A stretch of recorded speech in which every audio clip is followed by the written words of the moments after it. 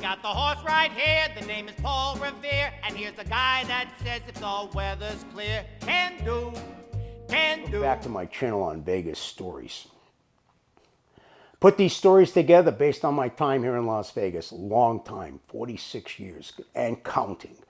Okay, covers horse racing, covers sports, covers gaming, covers everything, okay? Everything I ever done in this city, I'm going to try to make a video on. It's going to be lovely. And the thing about it is, you know, most of my background is, you know, horse racing and sports because I was involved with licensed Nevada horse race disseminators, licensed by the gaming authorities to provide horse racing information to all of the race books, okay, gathered from all the racetracks and providing it to the race books. And also with the sports, I work for a local tabloid called the Sports Forum. I cover sports, sports betting, all that kind of shit because I wrote a column. I was a college football handicapper. I was on radio shows, all that kind of shit. So let's push it aside. Let's get to my, well, it's my alcohol of the day. Normally I cover the international beers because of the high alcohol content, looking for the buzz without the bloat. That's my motto, buzz without the bloat. Anything 10% or higher in the beer, I consider them king daddies because one bottle of beer is going to give me a little bit of a buzz. And that's why I drink it. I don't want to drink 5 bottles anymore of the crap that I grew up in. I'm just not doing that anymore. So I go to the international market. I get the high alcohol content. You know, I drink a lot less, and I get a good feeling out of it. That's why I do it. But this particular movie, I'm going to give you a little bit of the Scotch situation because I've been doing a little bit of the Scotch in the past videos. I'm going to show you this bottle. It's a pretty one. Take a look at this.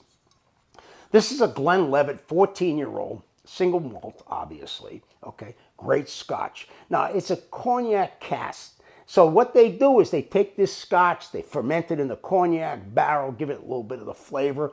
It justifies the price. Understand, okay, 12-year-old Glenlivet, you're going to get a lot cheaper. Great Scotch too, okay? 14-year-old, a little bit of a different flavor, a little more expensive. That's how they justify this shit. So the point is that this is a bottle that's going to run you about 50, 60 bucks, maybe somewhere around that neighborhood, depending on where you live, what the frick they're charging, okay? Point is that, you know, is it more expensive? Yeah, it's more expensive than the 12-year-old. So if you want to try this, you know, maybe you want to save it for a special occasion. Understand one thing, it's a great Scotch. You're going to love the flavor. You put it on the rocks, you put it, you know, add a little water. You drink it neat, you're going to love this shit, okay? So the point is that you're going to, you know, you really enjoy this. Great color, great flavor, all that kind of crap. Go easy. Don't drink this too fast. This is potent shit. I mean, it's not like the beer, you know, that I've been telling you. It's a great Scotch. Enjoy it. See what you want to do with it. Maybe you want to buy it for a holiday or some present, or you want to give it to somebody. Like I said, 50 to 60 bucks, right around that neighborhood. I don't know. It depends on where you go. Anybody charges more than that, maybe you want to get another bottle. Okay? Push it aside. Let's get to my story of the day. So I'm going to take you all the way back, okay, into the mid-'80s. Now, I know this date because it's real easy to remember. April 15, 1985. Why do I know it? It's my birthday. April 15th is my birthday, okay? So the point is that at this particular time, I was 32 years old. I was all excited about this particular thing. There was a major fight here at Caesar's Palace, okay? And because I was part of the press, I covered all this shit. I was at all the major fights in Las Vegas, you know, for year after year after year. So I'm going to go to Marvelous Marvin Hagler versus Tommy the Hitman Hearns. One of the greatest fights in the history of boxing. On my birthday in the mid-'80s. I'm going to give you the story, okay? So let me wind it back a little bit, kind of tell you what happened. So I got press passes. I go to all these particular goddamn frickin' fights with a press pass. Gets me to sit real close up to the ring. Frickin' experience of a lifetime. You're sitting like within 10 rows of the fucking fight. I mean, it's incredible to do this, okay? But this particular day, I did something a little different. I had the press pass. I could sit up there again. I knew it was going to be a great fight. I didn't think it was going to be the freaking unbelievable fight it ended up being, which was, you gotta do the research. This is one of the greatest fights in the history of boxing, okay? And it only lasted about 2.5 rounds. But Doesn't matter. It was one of the greatest fights in the history of boxing. But what happened was, I told you my boy Chucky DeRocco, the owner of the Sports Forum, the owner of, Wagering Information Network Company, the newspaper, the disseminator. Not only did he get all the press passes because he was part of the press, but he was a big player at Caesar's Palace, so they gave him a lot of VIP passes too. So we had tickets to this goddamn thing, okay? Not only did we have press passes, but we had tickets. So let me tell you what happened, okay? I had a person who came to town, good guy, obviously friend of Chuck's. I mean, he's never seen a boxing match in his life. So me, like a good Samaritan, I figured, you know what? Let me let this guy sit close to the frickin' ring. All right, now everybody's gonna say, wow, you gave your ticket away. This was the greatest fight. Yeah, but what happened is I got the VIP pass, okay? Meaning I was gonna be in the VIP section type of shit. You know where I'm going with this, okay? So I wasn't going to go sit near the other members of the press that smoke a lot of cigars, burp after every fucking goddamn drink they take, maybe even fart, whatever they do, okay? I wasn't going to sit near them. It wasn't like I was missing a big thing. I wanted to see the fight, but that's what you do when you're part of the press. You're going with all these, what I call them stooges. They're over there, they're having a good time, they're throwing their arms up in the air. It's free for them. What the fuck? I mean, they're going to have a great time. But I gave my ticket to this particular person because he's never seen a boxing fight in his life. I figured, let me do a little good Samaritan type of thing. That's what I did. So I got the VIP pass. I was excited about the VIP because I knew it was a big freaking fight. And I was going to sit probably near some people that, obviously have potential VIPs. I'm not talking gamblers. You don't know what you're going to sit near when you go to this thing, okay? Well, let me tell you what I ended up at, okay? Because this is amazing, okay? So I'm sitting in the seat, and I'm right on the rail. I'm on the rail, which is the walkway. It was the first walkway from the ring. So understand we're talking about the boxing ring. I don't know, 10, 12 rows of, where you got like super freaking expensive seats and you got the press in there and all that kind of shit. That's what you're giving up. And I had the immediate seat next to the frickin' rail, which is where the row was, where the people walk back and forth, okay? So who's to my right that I'm sitting, okay, next to, okay? John Madden. John Madden, coach Oakland Raiders at the time, Super Bowl champion type of shit, Incredible. I'm next to John Madden. He's on my right. Right directly behind me, David Hartman. You remember David Hartman? Good Morning America. He was an actor too in a couple of fucking movies. He's sitting directly behind me, nice man. He's right behind me, all this guy. Who's to my left? Let me tell you, Bo Derek. You see where I'm going with that? I'm 32. Bo Derek's in her 20s. I mean, I gave up a freaking stinky seat to go to this particular seat and sit next to Bo Derek. Who the fuck wouldn't do that? Who the fuck wouldn't do that? That's my statement. I mean, the point is that I thought I was in heaven. This was amazing. I couldn't believe it. I'm there. So I'm commiserating with all of them, talking to Madden. Why? Because I went to high school with Mark Van Eegen. You know who Mark Van Eegen is? Running back, fullback, Oakland Raiders, was involved with 2 Super Bowls. One, I think he was with John Madden with the 1 Super Bowl type of shit, But I had something to talk with John Madden about because, he's very dear to Mark Van Eegen. And Mark Van Eegen went to my high school. He's a year older than me. I know him really well and all that kind of shit. He was a good friend of mine. Got talking to Madden, had some synergy with him, Now I turn around at David Hartman.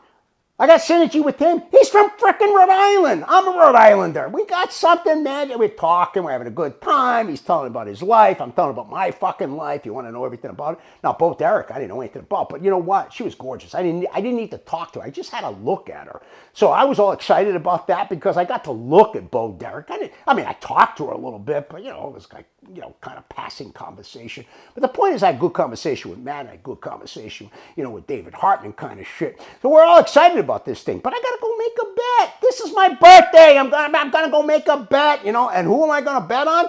The guy from frickin' New England, Marvelous Marvin Hagler. I'm going to bet on him. I'm not taking a kid from Detroit. I'm not doing that. I'm going to bet on Hagler. So the thing is, I go out, I make the bet. It wasn't a lot, but for me it was a lot. I was all excited. I don't remember what it was, a couple of hundred, whatever the fuck it was. It wasn't a lot of money, but I bet on Marvin Hagler. Well, he's a New England guy. I came back to my seat. I looked at Matt and I said, hey, you want to do a little bet over here? I told him. I said, when he said, no, I don't want to do that kind of shit. I said, you sure? He says, because I'll give you Hearns plus some money, like maybe plus a couple of bucks or whatever. I mean, I'm trying to bait him into the thing. And he kind of turned me around. I went over to David Hartman. He kind of turned me back too. He said, no, I don't want to get into, I don't want to ask Bo Derek. I mean, she's gorgeous. I'm not going to ask her to, bet on the goddamn fight. But the point is that I try to hustle Matt and I try to hustle Hartman, but they kind of saw it coming, so they kind of passed on that shit. So we're sitting there, we're kind of minutes away from the fight. We're having a good time. We're commiserating. We're drinking. We're having a great time. All of a sudden, off in the distance, I hear a little bit of a rumble. And when I say rumble, noise, all right? So there's a noise that's building up to a crescendo. And it's slowly getting louder, and it's getting louder and louder.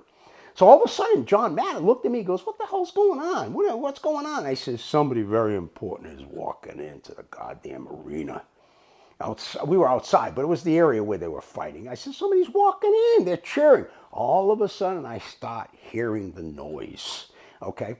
You know what it is. I mean, if you're in boxing, you know what it is, okay? Ali, Ali, Ali. It's Muhammad Ali. This is 1985. It's Muhammad Ali. It's like God walking into an audience. Now he's walking right along the rail, and all of a sudden he comes right near us, and he stops because David Hartman yelled his name out. John Madden stood up, and Ali stopped right there where I was sitting, and he looked. And Hartman asked him at the time, hey, Muhammad, can I take a picture? And Muhammad said, sure. So I figured, what the hell? I got nothing to lose. I stood up. I shook Muhammad's hand. I introduced myself. He said hello to me. So I put my arm around him, and he whipped out the Book of Islam. So David Hartman took a picture of Muhammad Ali and myself holding up, he's holding up the Book of Islam, which I thought was incredible. Well, to this day, almost 40 years later, I haven't asked David Hartman for a copy of the photo. Can you believe? He's still alive, too. I should send him a note or something and say, hey, you remember that fight you went to when you took a picture of Ali?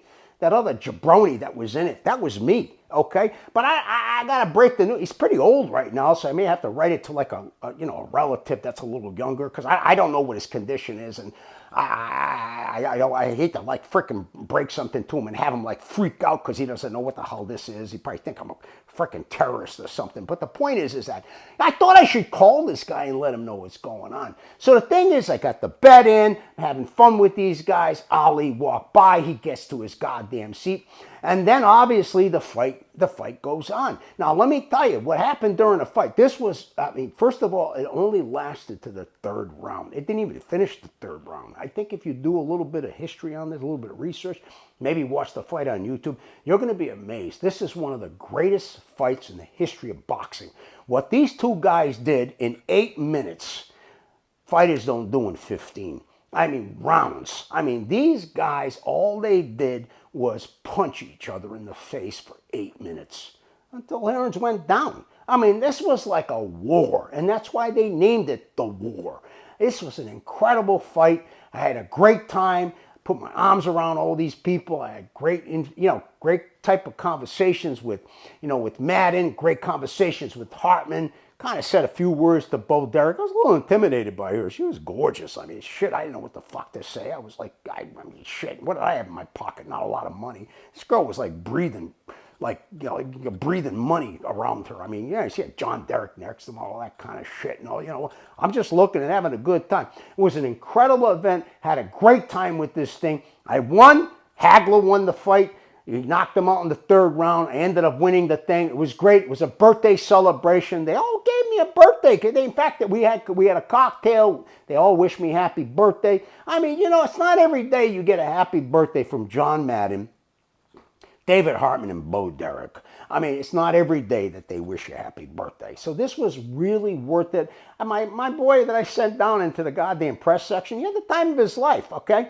I'm glad he did, because I didn't want him to be depressed. I knew he would have a good time. It was a great fight. He was like sitting 5-6 rows back. This was a freaking phenomenal thing.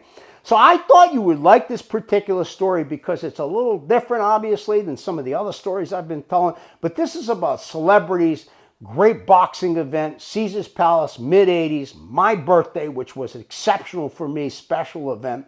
So it was something I thought I should pass along because I thought it was unique in itself. So once again, if you like this particular video, hit the like button, okay? Subscribe, you get all the videos. There's a frickin' ton of them out there. You can pick and choose what you want. I've been doing these things for a frickin' year. I have a lot of videos, all over the map. They got stories about all kinds of characters. So, if you look at them, I think you're going to find some to be a little entertaining, okay? All of them, I don't know. I don't know if you want to sit down and watch like a marathon type of shit. That's another thing. You better get a lot of Belgian beer if you're going to do that, okay? Because I'm going to tell you something. It's a long freaking list of videos. So once again, hit the like button, okay? Subscribe. You're in my neighborhood. I love you. I give you a hug. I'll embrace you. Come back. I'll give you another one. Take care.